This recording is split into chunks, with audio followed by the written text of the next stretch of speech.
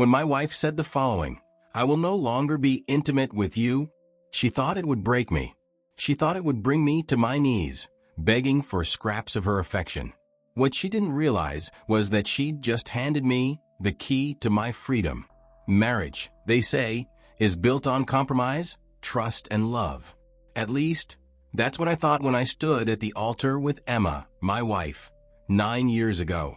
We were young, hopeful, and in love. I ran a growing business, and she took charge of our home. It seemed like we had everything figured out. But looking back now, I realize things have not always seemed like they look. Emma is a woman who knows what she wants and, more importantly, how to get it. Some might call her determined. Others might call her controlling. I see it as a bit of both. From the early days of our marriage, I noticed she had a way of bending situations to her advantage. Whether it was small things like deciding where we'd go on holiday or bigger decisions like managing our finances. It wasn't always obvious. Sometimes, it came wrapped in charm. Other times, it came with guilt-tripping or cold silence. And being the peacekeeper I thought I needed to be, let her have her way. It wasn't until years later that I began to understand where this behavior came from. Emma's parents had a marriage that was, let's just say, unconventional. Her mother, Sheila, ruled the roost, and her father, Tom, was more of a background character. I remember watching them interact at family gatherings, Sheila barking orders, Tom nodding along, and thinking, I never want my marriage to look like that. But it turns out that some habits are hard to unlearn. One evening not too long ago, everything came to a head. It was a typical day, work meetings, calls, running errands. Dinner was quiet, and I could tell something was brewing with Emma. Finally, after I cleared the plates and sat down, she spoke. Her voice was calm, deliberate, almost rehearsed. I've decided, she said, looking straight at me, that I will no longer be intimate with you. For a moment, I just stared at her, trying to process what I'd just heard. The words were sharp, but her tone was detached, as if she were talking about changing the brand of milk we buy. I asked, why? Not in anger, but out of confusion. Her answer was vague, something about needing time for herself, wanting space to focus on other things. But I knew better. This wasn't about self-care or growth. This was about control. It was her way of staking a claim, of testing whether I'd fold under pressure. So, I didn't argue. I didn't plead or raise my voice. I just nodded and said, all right. What I didn't realize at the time was that her words were the first domino to fall, and the chain reaction that followed would change everything. Over the next few days, I started paying closer attention to her behavior. I noticed the little ways she'd always tried to control things. It wasn't anything obvious, like outright demands or yelling. No, it was subtle. She had this way of making everything sound like it was for the best. Things like, why don't we use my idea? It'll save us so much time, or you don't need to worry about that. I'll handle it, just trust me. At first, I thought she was just being helpful. But now, those moments felt more calculated, like she was steering things her way, without me realizing. I started to dig a little deeper into her past. I paid closer attention during conversations with her family and friends. I overheard her dad mention something that caught my attention. He said, Emma's mom always had the final say. Your mother-in-law was a smart woman, but boy, she knew how to get what she wanted without asking twice. That got me thinking. So, I reached out to an old family friend, someone who'd known her parents for years. I brought it up casually, saying something like, Emma's dad seems like such a laid-back guy. How does he handle such a strong-willed wife? The response shocked me. The family friend chuckled and said, oh, you don't know the half of it. Emma's mom ran the show in that house. She didn't need to argue. She'd just set things up so that her way was the only way. Poor guy didn't even realize it most of the time. But that's just how she operated. That's when it hit me. This wasn't just Emma being difficult. This was something deeper, something she'd learned growing up. Her mom had spent years manipulating her dad, slowly taking control of their marriage and finances, and now Emma was doing the same thing to me. Only difference? I wasn't going to let it happen. I sat down and thought back over our years together. So many things that seemed like small compromises started to feel like something else.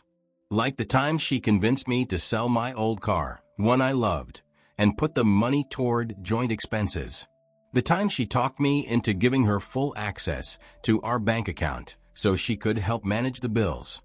Back then I thought it was about teamwork, but now it felt like I'd handed her the keys to my life without even realizing it. This wasn't about love or partnership.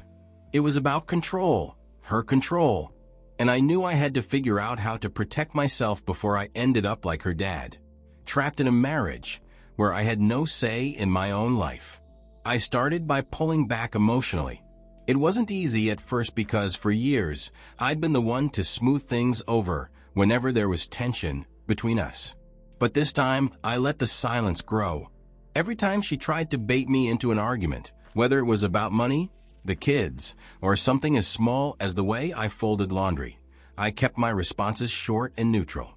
She'd say something sharp like, "Why can't you ever do things right?" And instead of defending myself, I'd just shrug and say, "All right."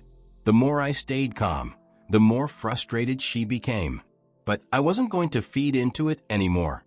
The days of me bending over backward to appease her were over. I didn't make a big announcement or turn it into a dramatic move. One night after she'd gone to bed, I grabbed a pillow and a blanket and moved to the guest room. That room wasn't comfortable, too cold, too small, but it was peaceful.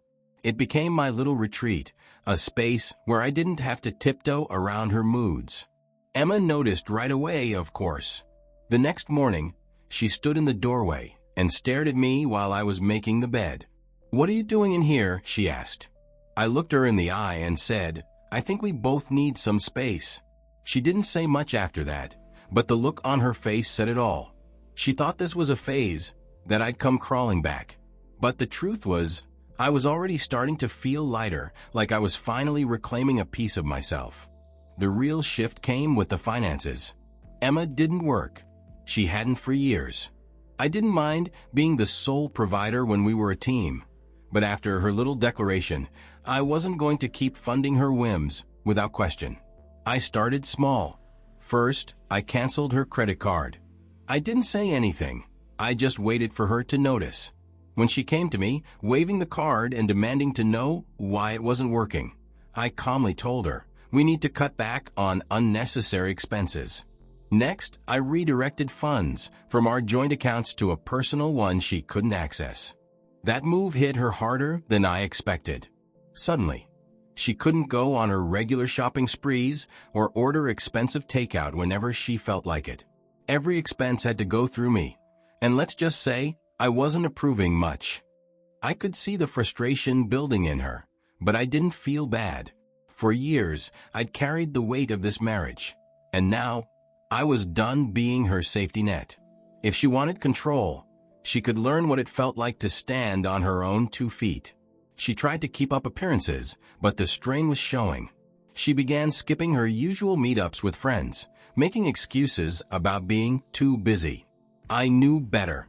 The truth was, she couldn't afford to show up the way she used to, not without me footing the bill. Her frustration grew like a storm brewing on the horizon. She cornered me in the kitchen one night, her voice sharp. "Are you deliberately trying to make my life harder?" I calmly set down the dish I was washing and met her glare. "I'm just giving you what you asked for. You didn't want intimacy? Fine. I'm not here to take care of you anymore either. Fair trade, don't you think?" That didn't go over well. She threw her hands up and started pacing, ranting about how selfish I was, and how I didn't care about her anymore. It was ironic, really. For years, I'd bent over backward to make sure she was happy, and now that I'd stopped, she suddenly noticed. But here's the thing, I didn't argue back. I didn't raise my voice or get drawn into her chaos. I just let her vent, and that drove her even more mad. And for the first time in our marriage, she was starting to realize what it felt like to be the one left scrambling. One morning, as I stood in front of the mirror, I caught sight of myself. I looked older than I should have. I signed up at the local gym. Now let me be clear, I wasn't aiming to become a bodybuilder. I just wanted to feel good about myself again. Before long, I developed a routine. My arms grew stronger, my stomach tightened, and my energy level soared. With my confidence growing, I realized I needed to fill the empty spaces in my life. So, I turned to hobbies I'd abandoned years ago. I joined a local book club. Yeah, I know, not what you'd expect, but I've always loved a good story. I also started attending networking events, not just for business, but to meet people who shared my drive and passion. I threw myself into my business like never before. Late nights didn't bother me anymore because I wasn't coming home to tension and silence. I focused on scaling projects, improving systems, and mentoring my team. It paid off big time. Within months, I landed a deal that took my company to the next level. And then there was the attention. I get subtle glances from women at the gym or during work events. I wasn't looking for anything, I wasn't even interested in pursuing it. But those looks reminded me that I still had value, that I wasn't invisible. You know, it's funny how people don't appreciate what they have until they feel it slipping through their fingers. That's exactly what happened with Emma. At first, she seemed fine about the way things were. Her little ultimatum, the one she thought would put me in my place, had backfired, but it took her a while to realize it. About 6 months after her big declaration, Emma tried to talk to me. She started with, "I think we need to talk." I raised an eyebrow, but didn't say anything. I wanted to hear what she had to say. "I've been thinking," she continued, her voice softer than usual. "I know things haven't been great between us lately. Maybe we should spend more time together." I almost laughed, but I stopped myself. This was classic Emma. She wanted to press the reset button without addressing the damage she'd done. But I wasn't the same person I was before. I looked at her and said, "What do you mean by spend more time together?" She hesitated. "You know, maybe a date night or something. We could try to reconnect." Reconnect? I wanted to tell her that reconnecting wasn't as simple as scheduling a dinner reservation. Instead, I said, "Emma, I'm busy. I have a lot on my plate right now." Her face fell, and for a second, I felt a pang of guilt. But then I reminded myself of everything that led to this moment. Her manipulation, her arrogance, her assumption that I'd always be there no matter how she treated me. Over the next few weeks, her efforts became more obvious and more desperate. She'd linger near the door when I left for the gym, casually suggesting we go for a walk later. She started cooking my favorite meals, even though I'd stopped eating dinner at home most nights. One day, she even tried to surprise me by organizing my office, something she'd never done before. But it all felt hollow. These weren't gestures of love or genuine remorse. They were moves in a game she was losing, and she knew it. The thing is, by then, I didn't care enough to play anymore. The turning point came one night when I came home late. I'd been out with some colleagues after a work event, and when I walked through the door, I found her sitting in the dark waiting for me. "Where were you?" she asked, her voice trembling just enough to give her away. "Out," I replied, keeping it short. "With who?" "Emma," I said, setting my keys on the counter. "We're not doing this." Her eyes filled with tears. "I miss you," she said quietly. "You made your decision," I said, my voice calm but firm. "Now you have to live with it." For months, I had been preparing for this moment. I had spent late nights reworking our finances, ensuring that everything of value, the house, the cars, even the family savings, was securely tied up in an offshore trust. On paper, I was broke. Everything was legally protected and untouchable, just in case she decided to weaponize our marriage to her advantage. I stepped forward, meeting her gaze in the dimly lit house. "Emma," I said evenly, "I think it's time we stop pretending this can work. I've already prepared the divorce papers. They're ready to go." Her face froze. Her mouth opened slightly as if she was about to say something, but no words came out. For the first time in years, I saw genuine fear in her eyes. "Wait," she stammered, her voice shaking. "Divorce? You can't be serious." I stayed silent, letting the weight of my words sink in. How could you?" she whispered, her voice barely audible. That was the moment I realized she had underestimated me all along. I wasn't the same man she could manipulate anymore. "I've already thought this through, Emma," I said firmly. "It's over. The papers are ready, and I've made sure we're both set to move on. You wanted control, well now you have it. You'll have your independence, just like you wanted." Her expression shifted from shock to desperation. I didn't raise my voice. I didn't need to. The silence between us said everything that needed to be said. She had played her hand, and I had played mine.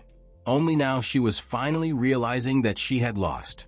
One evening, I overheard her on the phone. Her voice was low but tense, asking questions about trusts, bank accounts, and assets. What she didn't know was that I had started planning for this months ago, long before she even thought she had the upper hand. Emma had always assumed she knew everything about our finances. She believed she was in control because she handled the household expenses. But she didn't understand how businesses work or how wealth can be structured to protect the owner. My businesses, the house, the cars, everything we'd built together was no longer tied to me personally. It all belonged to a trust registered offshore, far beyond her reach. On the surface, I was broke. No assets, no savings, just a salary that barely covered the basics. The next morning, she confronted me. "You can't just hide everything from me. This is illegal." "It's not hiding, Emma," I replied calmly. "It's protection. You made it clear this marriage wasn't a partnership anymore, so I took steps to make sure I wasn't left vulnerable. You've been living in this house, driving that car, enjoying the life I've built. But you forgot that none of it was guaranteed." Her face turned pale. "What about me? What happens if we divorce?" I interrupted, finishing the question she didn't want to ask. "You'll get what the law allows. But the lifestyle you've grown used to? That's tied to the trust. And you don't have access to it." I didn't say it out loud, but I knew this was just the beginning. The consequences of her actions were finally catching up with her. And I wasn't about to save her this time. When I finally handed her the divorce papers, Emma broke down. She didn't waste any time. She dropped to her knees in front of me, hands clasped together like she was praying. "Please," she whispered, her voice shaky. "Don't do this. I'll change. I'll be better. I'll do anything you want." Her words hung in the air, but they didn't move me. Not anymore. I just stared at her, silent. She kept talking, her voice rising and falling, desperation pouring out of her like a flood. "I know I messed up, okay? I know I pushed you away, but I didn't mean for it to go this far. You're my husband, my life. Don't let us end like this." The irony stung. She was asking me not to let us end, but she'd let us die the day she decided to use intimacy as a weapon. The day she thought she could control me like I was some pawn in her little game. I leaned back in my chair and let out a long breath. "Emma," I started, keeping my voice calm, "do you even know why we're here right now?" She froze for a second, then nodded quickly. "Yes, I made mistakes, terrible mistakes. But I can fix them, I swear." "No," I said, shaking my head. "You don't get it. It's not just the mistakes. It's the way you made me feel. Like I didn't matter. Like I was just here to cater to your needs, while you kept taking and taking." Her face crumpled, but I wasn't done. "You thought cutting me off would make me beg, didn't you? You thought I'd crawl back, desperate for your attention. But you never stopped to think about what that said about how you see me. You didn't respect me, Emma. You didn't care about what I wanted or how I felt. You just wanted control." I paused, watching her as the weight of my words started sinking in. For years, I had held back, trying to keep the peace, trying to make things work. But now I had nothing left to give. "Do you know what hurt the most?" I continued. "It's not even what you did. It's the fact that you thought I'd just take it, that you could treat me like this, and I'd still stick around. You didn't even think I deserved better than that." Her tears came harder now, but I couldn't bring myself to comfort her. "I loved you, Emma, more than anything. I built my life around you. But that love? It's gone. And it's not coming back. She grabbed my hand then, clutching it tightly. We can fix this, she sobbed. Please, just give me a chance. I pulled my hand away, gently but firmly. No, Emma. We can't. I've already moved on. I'm finally happy. And I'm not going back to the person I was when I was with you. Her crying filled the room as I stood up and walked to the door. I stopped for a moment and looked back at her. You made your choices, Emma. And now I've made mine. And with that, I left her to confront the reality of what she had done. With the divorce finalized, the house was no longer hers. She had no choice but to leave. I protected myself because I knew she wouldn't hesitate to take everything if she had the chance. You see, relationships should be partnerships, not battlefields where one person tries to dominate the other. Power dynamics need balance. If one person constantly takes while the other gives, it's only a matter of time before things fall apart. What do you think about this situation? Have you ever been in a situation where someone tried to control you in a relationship? Do you think I handled this the right way? Or would you have done something differently? Let me know in the comments. I'm genuinely curious about your perspective. And if you're going through something similar, remember this. You don't have to settle for less than you deserve. Respect yourself enough to walk away if the relationship is no longer serving you. It's not easy, but trust me, it's worth it.